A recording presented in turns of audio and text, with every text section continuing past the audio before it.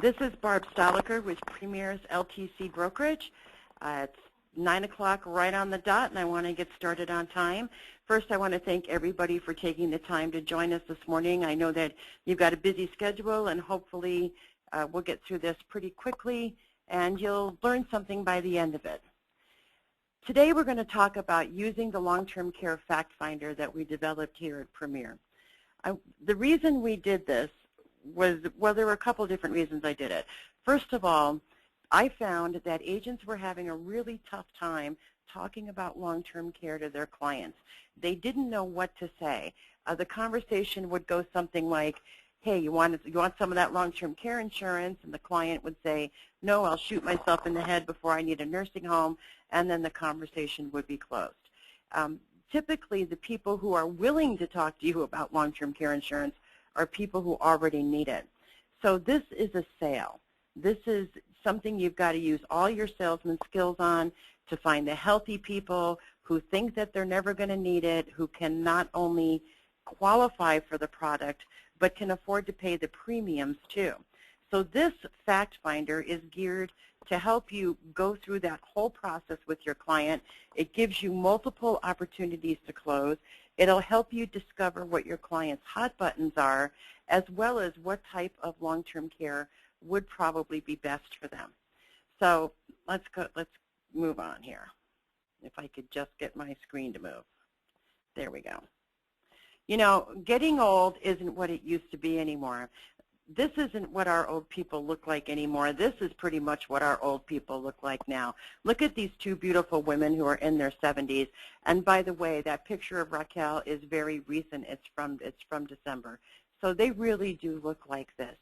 People don't see growing old the way that they used to, and they certainly, most of them, can't ever see themselves as needing care.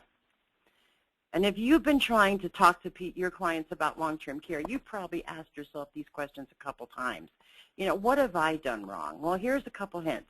You have to talk to everybody about long-term care insurance. You know, you can't sell what you don't talk about.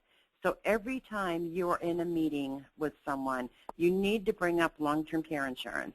The product must be sold.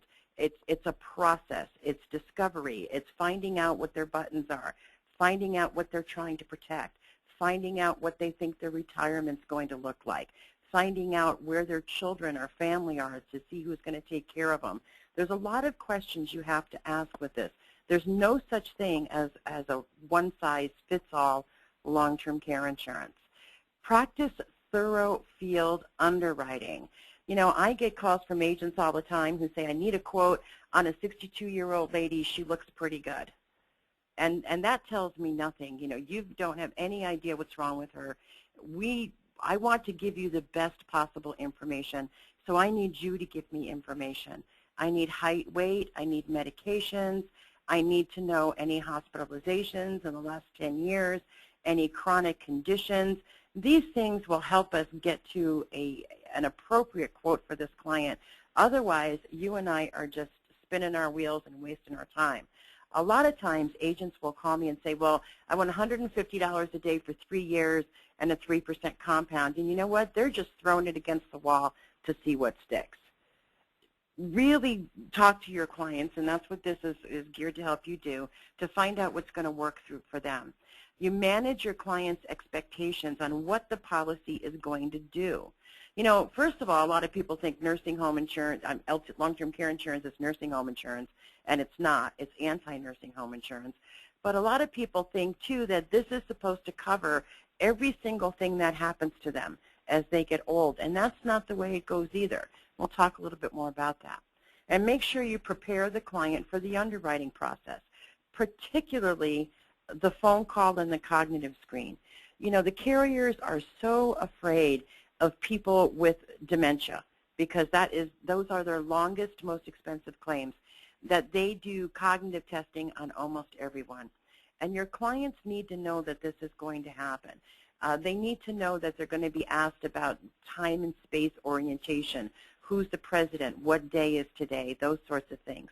If they get a face-to-face interview, they might be asked to draw the hands on a clock for a certain time. Some clients are offended by this.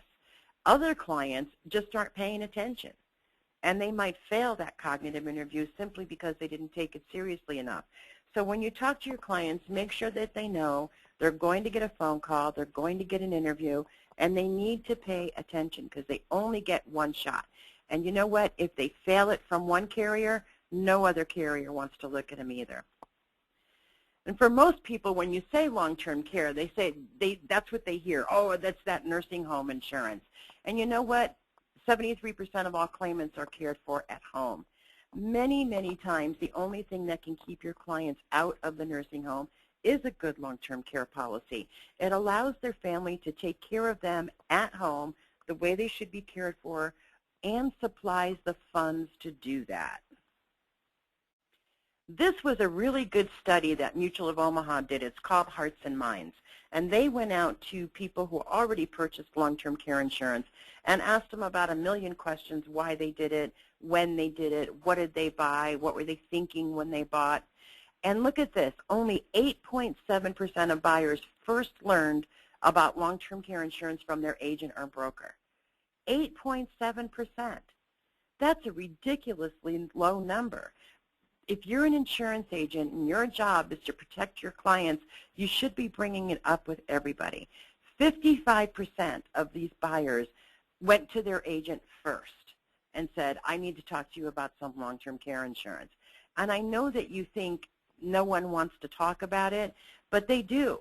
It's just that no one is talking to them about it. 70% of buyers discuss this with their families and friends. So referrals are very important. Most of the buyers started thinking about long-term care when they began their retirement planning in earnest. You know, more than just enrolling for their 401k when they were 40 years old. You know, when they get around 60, 61, 62, and they can see the end of the tunnel coming, that's when they seriously started thinking about long-term care insurance. And roughly 1/2 of the buyers buy within the first year. 1 year. They take 1 year from the time they started talking about it to the time they bought a policy. And that was another reason I did this fact finder, because I really want to help you shorten up that whole cycle. So the goal of the fact finder, and I don't know what's wrong with the text on this slide, but I can never get it right. The goal of the fact finder is to help you present the product, get them thinking about it in a different way, help you determine the right product, shorten the decision-making process, and discover any health issues that we need to know about. And I apologize for the text. You can't see it. I'm sorry about that. So these are 2 of the questions that you want to start with your clients. What would you like to accomplish, and what are your biggest concerns? I know that when I used to do workshops for clients, one of the first questions I would ask is, when I say long-term care insurance, what do you think of? And the 2 answers I always got were nursing home insurance and expensive. So I knew that these are the 2 issues I was going to have to address and get them over those humps before anybody was going to seriously think about buying long-term care insurance. So when you go through the fact finder, the very first section where it says, let's talk about what you want to accomplish, these questions are geared to help you mentally decide what kind of product you think you're going to show this client. So if someone says, I want to preserve my assets, then you're going to be thinking about a partnership plan. And I'm assuming that everyone on this call knows what I'm talking about, that you've done your partnership training, and if not, we can talk about that one-on-one after the call. If they say, I'm concerned about my legacy, again, partnership, because that's going to protect their estate, and a comprehensive policy, because that's going to cover all levels of care, including care at home. Elderly people don't want to appear dependent, and they certainly don't want to be a burden on anybody. And if you've got grandchildren coming over, you don't want them to see you being a burden to your family. You want your grandchildren to have fond, loving memories of you. So that speaks to the comprehensive policy that pays for all levels of care. I don't want to burden my family. You're going to benefit amount and length, which of course everybody is concerned about, but this client is a little bit more concerned about it. You're going to want to probably go a little bit longer in benefits than you normally would. Loved ones don't live close enough to help me. you're probably looking at a person who should be more concerned about facility care. If a client doesn't have enough people in their immediate area to be a good support system, then they probably cannot stay home for long, and a facility care policy could be more appropriate for them. And I want to be able to choose the type of care I receive. Of course, that's a comprehensive policy which would cover all levels, and you might even want to talk about a cash benefit policy. Now, some of you may be familiar with them. For those who are not, a cash benefit policy, instead of reimbursing the client for their expenses, or instead of paying a daily indemnity for every day that they get care, a cash policy will pay the client the entire monthly benefit up front. They don't have to prove service. They don't have to send in receipts. They just get the cash, and they can do whatever they want with it. And we do have those policies available. I want to make sure I'm taking care of in my last years affordability, because they're probably going to go pretty long and have to pay these premiums.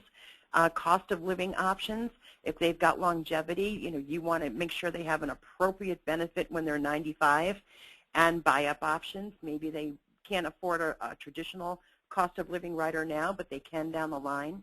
I want to protect my retirement funds. Again, that screams partnership. I'm worried that the cost of care is more than I've planned. That's an excellent opportunity. Write that down. You'll be talking about co-insuring with that client later. And I don't want to lose everything I've worked for. Again, partnership plans. So depending on how the client answers those questions is going to determine what kind of policy you've got going on in your head already that you're going to show them. So what do you think you will need? First of all, you have got to get your client to agree that there's a possibility they are going to need care somewhere down the line. If they don't agree that needing care is a possibility, you are wasting your time. If you're talking to the guy who says, my wife is going to take me in the woodshed and put a bullet in my head, he is just not going to buy a long-term care policy and say goodbye, pack up, or show him something else. I don't know what you're going to do with that guy. But you have to get people to agree that living a long life doesn't necessarily mean that you're going to be well right to the end of it. Living a long life typically means that you're going to experience some illness towards the end of your life, and you're going to need some care. Who is going to provide the care, and how is that care going to be paid for? That's what we're talking about here. So you got to get that down first. That's your first opportunity to close. And also, too, I want to mention, I see some questions coming in. I am the only one in this room, and I'm terrible at multitasking, so I can't do the presentation and answer the questions, but I will answer the questions afterwards. So here are some discovery questions. Do you think you're going to need some long-term care in the future? Do you have someone who will act as your caregiver? Where do you see yourself living? First of all, they have to say yes to number one. If you can't get them to say yes to number one, give up on everything else. But once they say yes to number one, do you have someone who will act as your caregiver? This is very important because long-term care insurance, like life insurance, is really not for the client. Long-term care insurance is for the family. Long-term care insurance is mostly for the spouse. It's to protect the spouse against the person who's sick. Did you guys know that 33% of the time the caregiver dies before the person they're taking care of? And that's because they wear themselves out. It's a tough job being a caregiver. And men very often say, my wife will take care of me.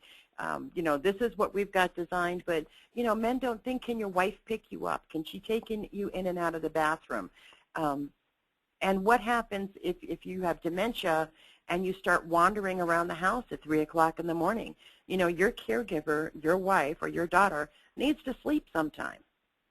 So if you're talking to a couple, those are the things you have to address with the man. It's that this is not for you. You're going to get cared for. Nobody's going to leave you in the gutter.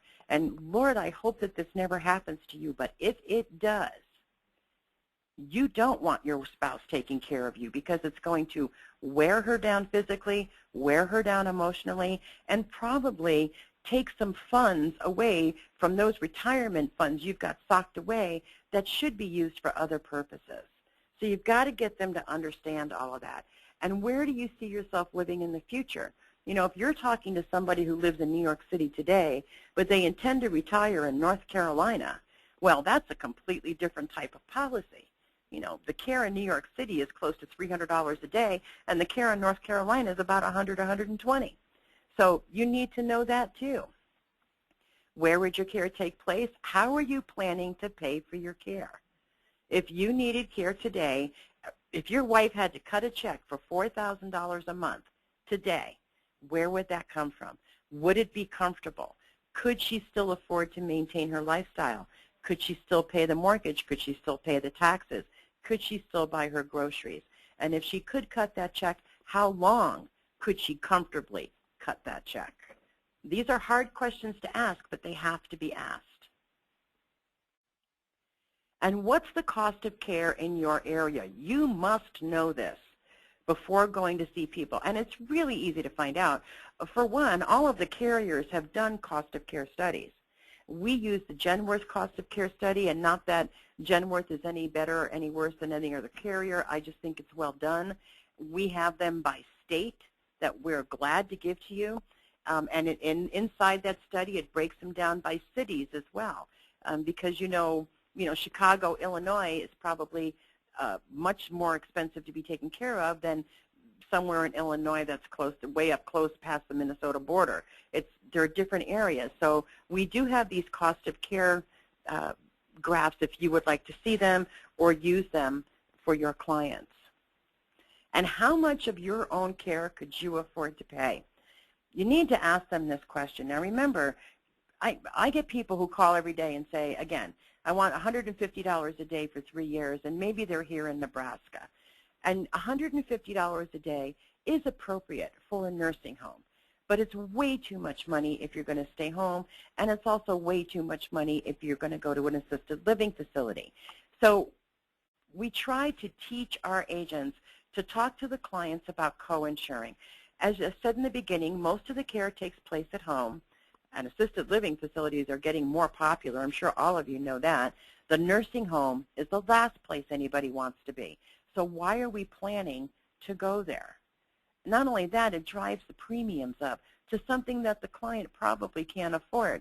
So in Nebraska here, where the average in a nursing home is $4,500 to $5,000 a month, I'm very comfortable selling a $3,000 a month or a $3,500 a month premium benefit. Very comfortable, because the client should expect to do some co-insuring. The client, if the client is sick enough to get benefits out of these policies, they're not going on vacation, they're not going out to dinner, they're not going out to lunch, they're not going bowling, they've got disposable income that they could use to put towards their own care. By having a long-term care policy that pays most of that bill, can keep them as a private payer status inside whatever facility they're in, and hopefully keep them off Medicaid. And that's kind of what we're going for here. And you also need to ask your clients, how do you feel about insurance? You know, some people just absolutely hate it. Some people understand you have to have it. So here are some questions that you can go through with them. I don't mind paying an annual premium as long as I can see the value. That'd be regular long-term care, pay every year until you go on claim. I'd rather pay one lump sum. This kind of person would be looking at a hybrid. Now, a hybrid is typically a life insurance policy with a long-term care rider on it, or an annuity policy with a long-term care rider on it. For the most part, these products are single pay products. Now, there is a company out there that does have annual pay products, but and I don't want to talk to them about them right now because that's kind of not the norm in the marketplace. Most of them are single pay products. So if your client says, yeah, I'd rather pay one lump sum and get it over with, you have to figure out where that money is going to come from and are they serious. Another reason I did this fact finder is because we had too many instances with agents where they would come to us for quotes, we'd give them something great, they'd go back to the client, and they'd call me 2 days later and they'd say, well, I showed those quotes to my client, but he was talking to his brother, and his brother said something about combo plans or hybrid plans or life insurance with long-term care riders, and he thinks he might want to look at that. Well, that's a whole other discussion. Now we're doing quotes for that. Guy's got to go back, present that. And when he shows the guy, sure, this is a hybrid product and it's $75,000, all of a sudden the guy's lost interest. He probably doesn't have $75,000 to dump in. A lot of people do, don't get me wrong. But as far as our agents and our guys who mostly deal in the mid-sup market, most of their clients don't have that kind of money. So if your client says, I'd rather pay in one lump sum, then you need to have the hybrid discussion right there and then and say, you know what, George, that's possible. We can do that.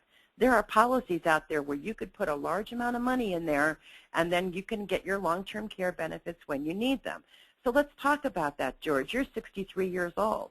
If you put $100,000 in, you'd probably get about $200,000 in life insurance and about $500,000 in long-term care. Do you have $100,000 you want to put in here? Try to get that up front. And if it is a hybrid client, then don't waste your time on LTC. But again, remember, the goal of this is to trim down that whole process. I'd rather make 10 annual payments and be done. We can do this. We do still have 2 carriers that have 10 pays, or they might want to look at a hybrid and do that. Either way, it's going to be more expensive than a long-term care policy, and they have to be comfortable with that going in. And I'm okay with rate increases as long as the policy stays in force. That would be a traditional long-term care policy. I'm afraid I might be throwing my money away. That's probably where you want to start talking about hybrids, because in a hybrid, a life or an annuity product, somebody's going to get a benefit somewhere, whether it's in the form of a death benefit or whether it's in the form of long-term care. Someone's going to get a benefit somewhere. I don't mind assuming part of the risk, either one of those. I want to be able to get my money back if I change my mind. Now, with hybrid policies, you can do that. I'm most familiar with Genworth TLC, and I know with Genworth TLC, after 2 years, if you've changed your mind, you can cancel the whole thing and get all your money back. And some people like to be able to do that if they can afford it. And I would buy long-term care if I could just deduct the premiums. If they're a corporate or a farm or a business of any sort, we can certainly show them how to do that. In hybrids, there is no tax deductibility. So then I want you to talk to your clients. Okay, you figured out, by the way, you figured out their hot buttons. You figured out what the average cost of care is. You should know by now how much they're willing to co-insure. You should have a good idea of what kind of support system they have. Where are their kids? Are they married? Are they single? What is their situation? Could they be cared for at home a long time or not? You should have a good idea of all of these things now. Now you want to just go through the client, what's available. There's traditional LTC. I just want to give you a couple bullet points here that you want to make with the client. It pays for all levels of care, so yes, everything, home care, assisted living, adult daycare, all paid for. The premiums are normally paid annually till you go on claim, and then they're waived. And they don't have a death benefit unless you buy some kind of return or premium rider. And then I threw short-term care in here too, because short-term care is appropriate for a lot of people, especially men. Short-term care is a relatively new product on the market. It looks a lot like long-term care insurance, except it's for a year or less. And I'm here to tell you, we're selling a ton of it. The market is moving this way. The reason for that is because somebody might wake up and they're 67, 68 years old and they decide they want long-term care insurance, and they shop it, and now they found out that it's way more expensive than they thought. Short-term care might be a good option for those people. We talk about it typically with people who have less than $100,000 in assets. Those people traditionally should not be buying a regular LTC policy, or somebody who maybe can't qualify for a regular long-term care policy. The premiums are much lower on short-term care, and the underwriting goes much faster. They don't order records typically. They go off a phone interview, and normally you have a policy out the door within 2 weeks, which is much shorter than the traditional long-term care period that it takes to get one out of there. Hybrid policies, couple things here. They combine life insurance or an annuity with a long-term care rider. It provides a benefit for long-term care, and whatever's not used is paid out as a death benefit. Of course, there's the other side of the coin, too, and that is you could use up all the death benefit and long-term care benefits and then have nothing left for death benefits. So if you're talking to a client about a hybrid, you want to make sure generally that they've got some other kind of life insurance in place, especially if they're depending on life insurance for wealth transfer or for estate taxes. Because using the hybrid policy, as I said, if they use enough LTC, they could run out of death benefit, and then there's going to be an estate problem. One really great thing about hybrid policies is because they're on a single premium basis, they're immune to rate increases. And even the one carrier that does do annual pay, which is One America, they guarantee their rates. The rates will never go up on those hybrids. That's a pretty nice thing. And most allow some kind of return of premium. You can go back in and get your money. And these policies are normally funded with, I say, rainy day money. If your client has $100,000 sitting in a CD that's earning practically nothing, or maybe some clients who purchased life insurance when they were in their 20s to protect the kids, now they're in their 50s, they got some cash value in there. You can 1035 that cash value out of there and purchase a hybrid policy. So there are some really, really nice points about hybrid policies if you're the type of agent who is comfortable asking for that kind of check and you've got the kinds of clients who can afford it. A couple things you got to think of, though. Is there life insurance in place? We talked about that. How would the policy be funded? Is it qualified or non-qualified funds? Is it going to create a tax burden on the client? Got to think about that. Do they have, like I said, any paid up life insurance or life insurance with cash value? And another thing that you must remember is that hybrid policies, the long-term care, is not partnership qualified. Now, I put the life insurance with an accelerated death benefit up there because I want you to watch out for them. People use the word hybrid very loosely. And the difference between life insurance with an accelerated death benefit and a hybrid is that in a hybrid, you will always have more benefit than you do death benefit. So in our example before, the client had $200,000 in death benefit and $500,000 in long-term care benefits. They could blow through that $200,000, and now they're on to the other $300,000 of the $5. So there's more benefit in there than just the death benefit. With the accelerated death benefit riders, you're never going to get more benefit than the death benefit of the policy. So if you've got a $100,000 policy with an accelerated death benefit, you're never going to get more than that in long-term care benefits. And in fact, you're probably only going to get about 2/3 of it. You also have to be very careful because some of them you will get taxed on the money that comes out of there, or some of them will only pay if you go into a nursing home, and then there's others who will only pay if your illness is terminal. So you have to be very careful of those, what you're showing your clients. I think I mentioned they're not partnership qualified.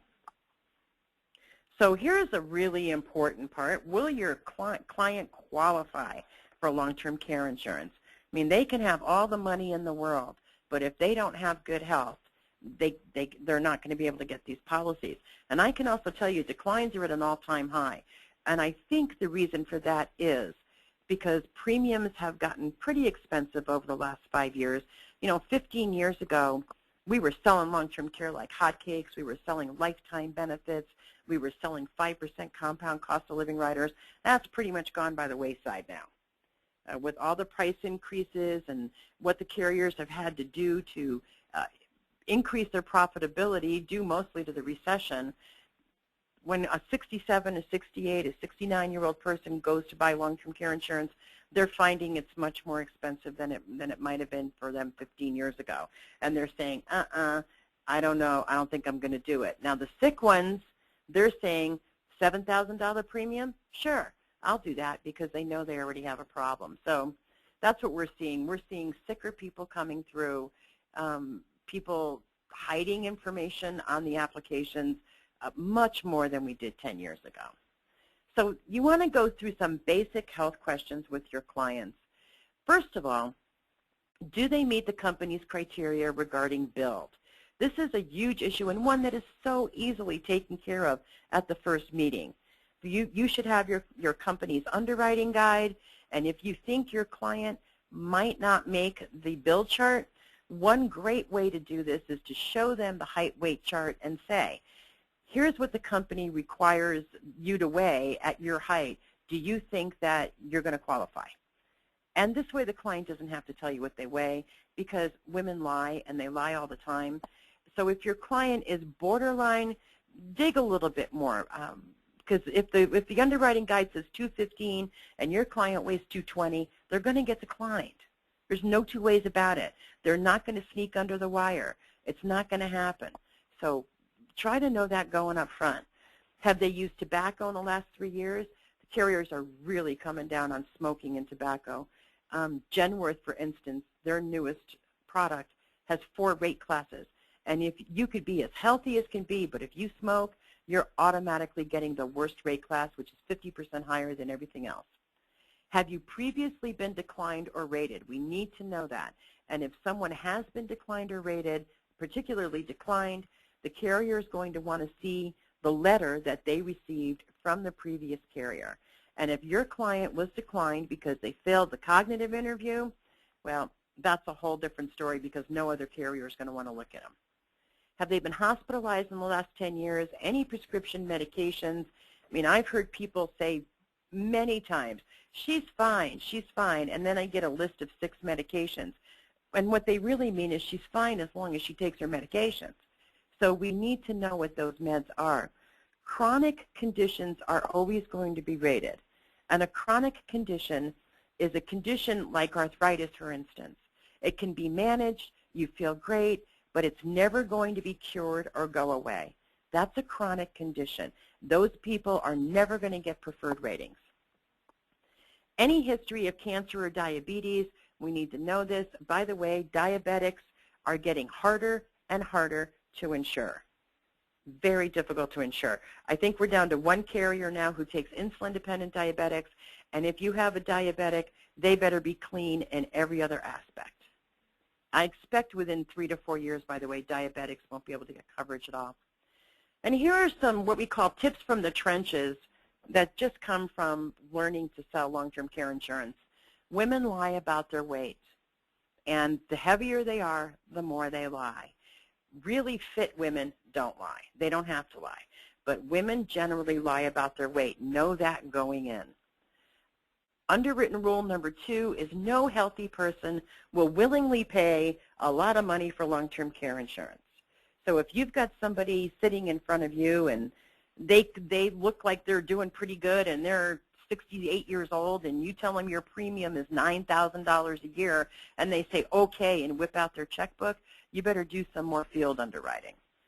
Because I'm here to tell you there's probably something wrong. If you don't live in New York, Connecticut, Massachusetts, where the premiums are that much because the cost of care is pretty high, if you're in some other part of the country, then you're staring at somebody who's already got a problem, I promise you.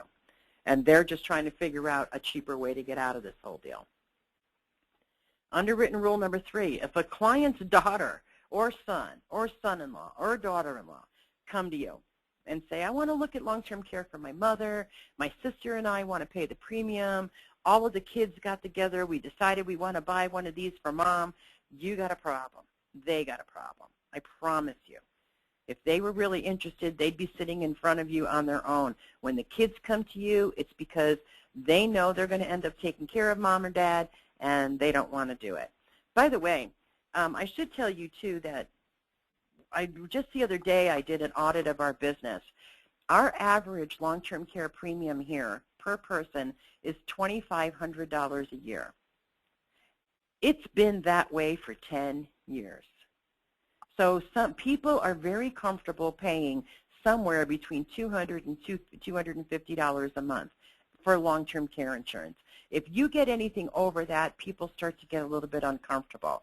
But for each person, that's not for a couple, for each person, our average premium is $2,500, and it's been that forever. On short-term care, the average premium is $13.50, which is pretty good for a short-term care policy. And if you're not talking about short-term care, you should be. You're missing big opportunities there. So anyway, keep that in mind when you're designing policies. You try not to get over those numbers too much. If your client says, I want to see 120, 130, 140, 150, 0 day, 30 day, 2 years, 3 years, 5 years, there's already a problem. They're just trying to get the best bang for their buck because they know there's something wrong. And I should also tell you that if you call here and you're asking for those kinds of quotes, we're not going to do them, because that is clearly the sign of an agent who hasn't done his homework. That's an agent who's putting quotes in front of a client to see their shopping price, where's their price point going to be. They didn't bother to ask any questions, and then they're going to throw away 6 of them and keep 3 of them. It's just not going to work. That's not the way you sell this product. So don't do it, because we're not going to do it. And this is not a rule, but it's still good to do. If you're taking an application from a couple and you discover a health issue, stop. Close the case again. Here's how that conversation should go.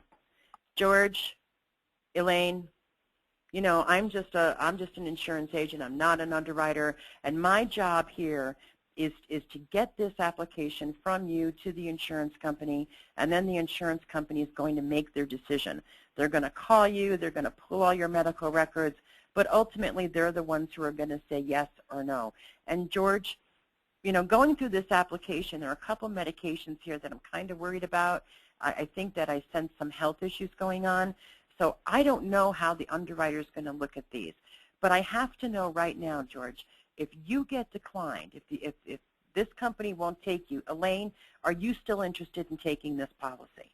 And close that right there and then. Anybody in this business will know that throughout the years, if you've got a couple where one gets declined, the other one doesn't take the policy because they are somehow offended that the carrier didn't want their spouse. And if they don't want him, then they don't get me. It makes no sense whatsoever. If that person is declined, then they're already health compromised. And that healthy spouse is going to be the one taking care of them. And that healthy spouse is then going to wear themselves out. So it's more important to get coverage on that healthy spouse. But it happens way too often. Anybody who sells LTC will tell you that happens. So please close that right up front. Address that right up front and find out, are they just trying to get George covered? Is that all they're trying to do? Because we see that a lot of times too. And if she's not willing to take it, if he gets declined, well, then you're going to have to deal with that too. And make sure your clients realize rate increases are inevitable. This is a health product. It's going to happen.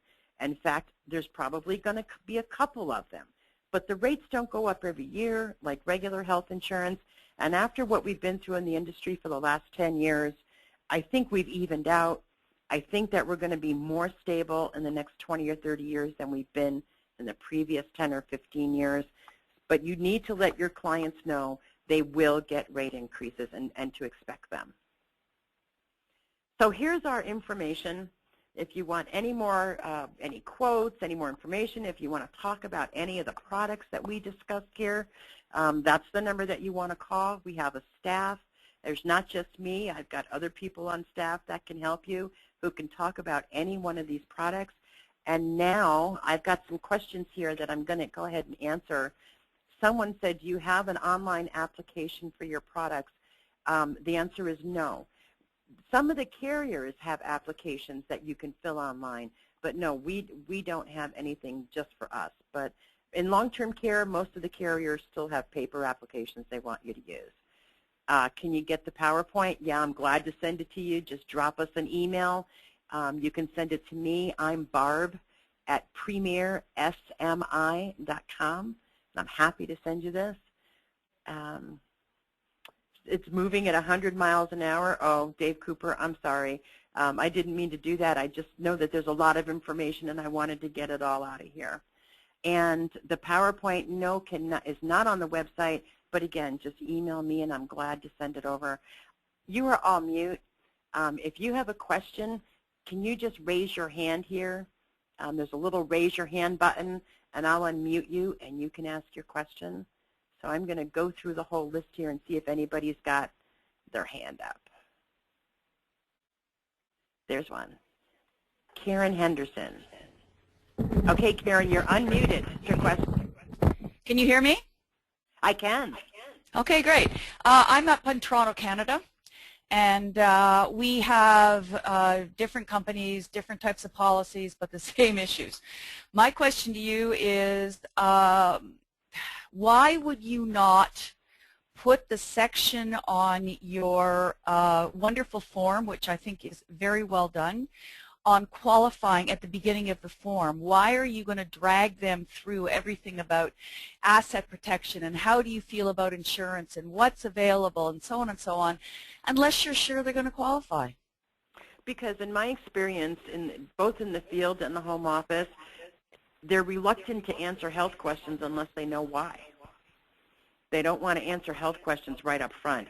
And they are very resistant to the idea of long-term care insurance. So I've got to get them used to the idea that this is what we're going to talk about and this is a possibility before I start delving into their health questions. But that's just been my personal experience. Okay, okay. Okay. Okay. So it's a flexible thing. All right. Great presentation, sure. Great documentation. You got support from Canada here. Thank you so much. And, you know, we're going to have to talk because your name's popped up a couple times, and I'm not sure what goes on up in Canada, but I'd sure like to know. Well, I'd love to chat with you, too. I'm going to email you for the presentation. You'll have all my contact stuff as well as my website. Wonderful. Okay, I'm going to put you back on mute, okay? Thanks, Barb. Sure, hold on. If there's any other questions, now's the time. Okay, it doesn't look like we have any. I'm happy to take your phone calls. Email me again, barb@premiersmi.com. Thank you so much for your time today, everyone. Enjoy the rest of the day.